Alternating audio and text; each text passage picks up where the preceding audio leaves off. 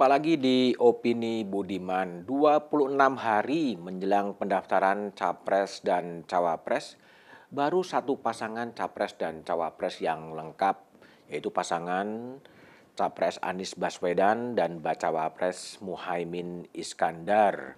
Anies dan Muhaimin didukung kerjasama politik Nasdem, PKB, dan PKS ini adalah calon pertama yang lengkap. Bahkan Ketua Umum Partai Nasdem Surya Paloh saat deklarasi pasangan Anies Muhaimin di Surabaya menegaskan pasangan ini akan menjadi pasangan pertama yang akan mendaftarkan di KPU. Pendaftaran Capres dan Cawapres akan dibuka KPU, sementara bakal calon Presiden Prabowo Subianto yang didukung oleh banyak partai politik, Gerindra, PAN, Partai Golkar, Demokrat, Gelora, dan juga sejumlah purnawirawan Jenderal TNI seperti Wiranto, Agung Gumelar belum bisa menentukan siapa yang akan menjadi bakal calon wakil presiden, siapa yang akan mendampingi Capres Prabowo Subianto. Tarik-menarik kepentingan terjadi. PAN menyodorkan Erick Thohir sebagai bakal calon wakil presiden, sedang Golkar terikat juga kepada hasil Munas yang mendorong Airlangga Hartarto sebagai bakal calon presiden. Nah, negosiasi-negosiasi politik itu sedang berjalan, muncul juga nama-nama lain sehingga sampai sekarang belum ada siapa yang akan mendampingi bakal Capres Prabowo Subianto. Hal serupa juga dialami oleh Ganjar Pranowo yang diusung oleh PDI Perjuangan, P3, Perindo, dan Hanura juga belum bisa menentukan siapa yang akan menjadi bakal calon wakil presiden. Disebut-sebut ada nama Ridwan Kamil, tapi karena Golkar sudah berpindah ke Gerindra, peluangnya menjadi lebih kecil. Ada juga nama Sandiaga Uno. Tim Bapilu dari P3 yang diusung juga didorong juga untuk menjadi bakal calon wakil presiden dari Ganjar Pranowo. Ada juga nama Mahfud MD dan mungkin juga nama-nama lain. Itu juga belum ada kejelasan siapa yang akan mendampingi Ganjar Pranowo. Di tengah negosiasi politik yang alot dan mungkin juga belum selesai dan juga saling intip antar calon, muncul spekulasi bahwa Pilpres 2024 bisa-bisa hanya diikuti oleh dua poros koalisi. Spekulasi itu pernah disampaikan oleh Wakil Ketua Umum PKB Jazilul Fawait kepada pers. Dia menyebutkan bisa saja kemudian kontestasi itu hanya diikuti oleh dua pasangan. Isu itu kemudian ditanggapi oleh sejumlah elit politik yang kira-kira hendaknya ya semuanya ditunggu saja sampai kemudian pendaftaran itu dibuka. Muncul kemudian spekulasi menggabungkan Prabowo Subianto dan Ganjar Pranowo atau Ganjar Pranowo dan Prabowo Subianto. Apakah itu mungkin? Dalam politik tidak ada yang tidak mungkin, semuanya menjadi mungkin sejauh mana negosiasi-negosiasi politik itu kemudian dilakukan.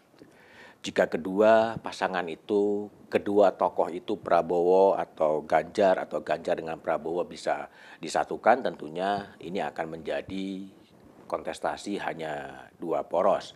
Namun menggabungkan kedua tokoh ini juga bukan pekerjaan mudah. Siapa yang akan menjadi capres, siapa yang akan menjadi cawapres. Kedua tokoh ini, kedua sosok sentral di partai politik ini sama-sama confident, sama-sama percaya diri bakal memenangkan pemilu presiden 2024 sehingga menggabungkannya tidak mudah, butuh tangan-tangan lain yang bisa dalam tanda petik mengarahkan agar kedua orang ini bisa bergabung. Dalam pertemuan dengan Sekretaris Nasional, Presiden Jokowi menyebutkan bahwa dia tahu semua data-data intelijen soal kemana arah partai politik. Dia pun meminta agar kemudian tidak terburu-buru karena situasinya menjadi sangat-sangat dinamis. Lalu bagi publik sebetulnya apa untung dan ruginya jika Pilpres diikuti oleh dua poros? Yang pertama tentunya adalah keuntungannya adalah hemat biaya. Biaya menjadi lebih ringan, lebih murah karena tidak perlu ada putaran kedua.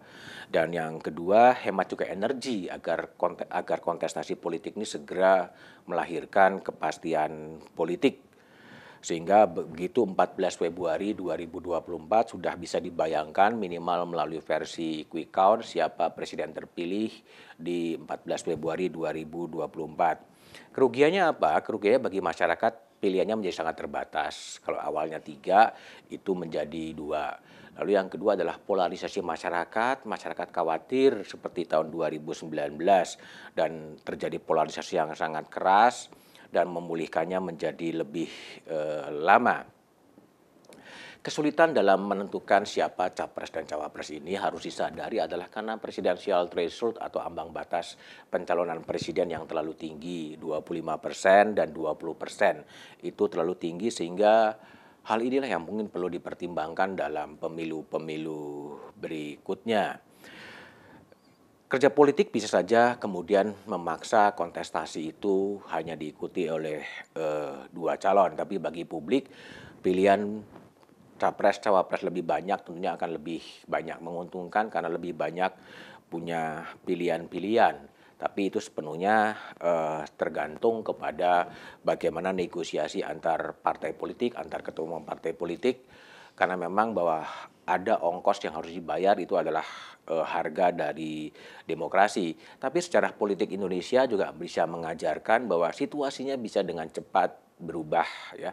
Kita melihat dalam pemilu 2019 konfigurasi capres dan cawapres itu bisa berubah bahkan di menit-menit yang terakhir. Sehingga sebaiknya memang ditunggu saja sampai kemudian pendaftaran calon presiden itu dibuka oleh KPU dan kemudian KPU menetapkan agar semuanya menjadi lebih pasti. Tapi di tengah situasi yang belum ada kepastian, yang perlu dikawal dan dipastikan adalah bagaimana tahapan pemilu menjelang 14 Februari 2024 itu bisa terlaksana dengan baik dan sirkulasi kekuasaan di 20 Oktober 2024 itu bisa dipastikan terjadi. Transisi politik ini juga tentunya menjadi tanggung jawab dari Presiden Jokowi untuk mengalihkan kekuasaan kepada siapapun presiden terpilih pada 20 Oktober 2024.